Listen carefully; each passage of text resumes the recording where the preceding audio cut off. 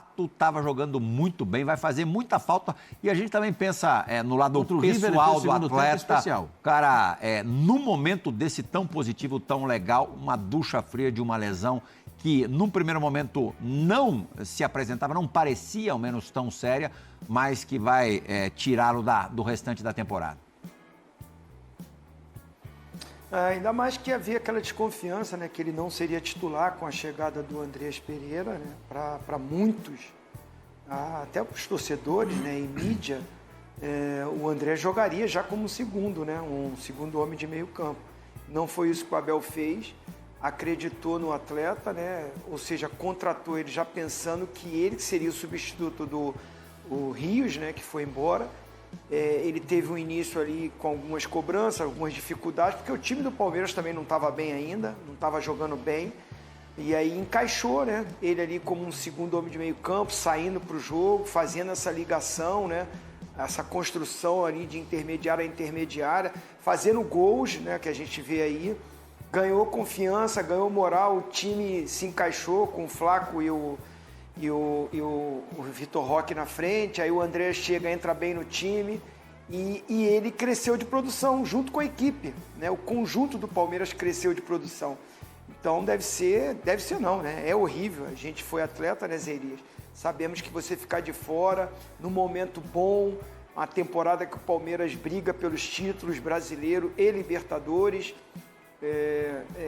Eu tenho certeza, né, que ele estava curtindo demais viver esse momento, ele titular de uma das equipes mais fortes do Campeonato Brasileiro, do futebol brasileiro.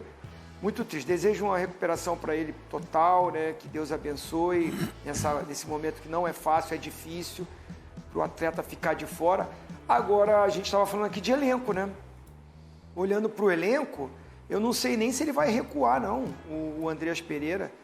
Ele está falando muito nesse sistema dele de diamante, né? Ele fala diamante, o Abel Ferreira. Ele pode usar o Maurício também, cara. O Maurício faz segundo homem de meio campo. Sabe fazer essa função nesse sistema de diamante que o Abel fala. Ou se ele pode sair para um 4-1-4-1, só jogar com um homem na frente da zaga e 4 homens ali nessa linha mais recuada atrás do centroavante. Tem muitas opções o Abel, ele ainda tem opções. Vai sentir a saída do Evangelista, que ele é bom jogador. E ele estava jogando bem. Bom que ele estava jogando bem. Então, assim, sente. Mas o Palmeiras tem opções, até para variações táticas. Volantes, Zé Elias, a gente vai colocar na tela agora, nomes de jogadores da posição. O Pascoal falou no Alain, o Zinho até sugeriu o Maurício como segundo homem de meio campo. O Andreas Pereira joga por ali, o Emiliano Martinez. Aí é um outro tipo de jogador, uma outra característica. Aníbal e Emi Martinez, para muita gente, não rola, porque, enfim, são pouco móveis, são muito parecidos. O Veiga, como deu também como opção, o Pascoal. E aí, 2 nomes de meninos, o Rafael Coutinho e o Figueiredo, que eu confesso não conhecer. Eu colocaria o Andreas Pereira no lugar do Lucas Evangelista, até porque é o que se aproxima mais em termos de características, de distribuição de jogo e chegada ao ataque.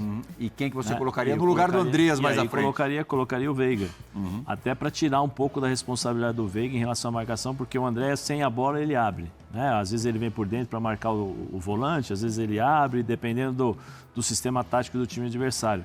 Por que eu não mexeria tanto no esquema? O Palmeiras demorou muito para encontrar essa dupla.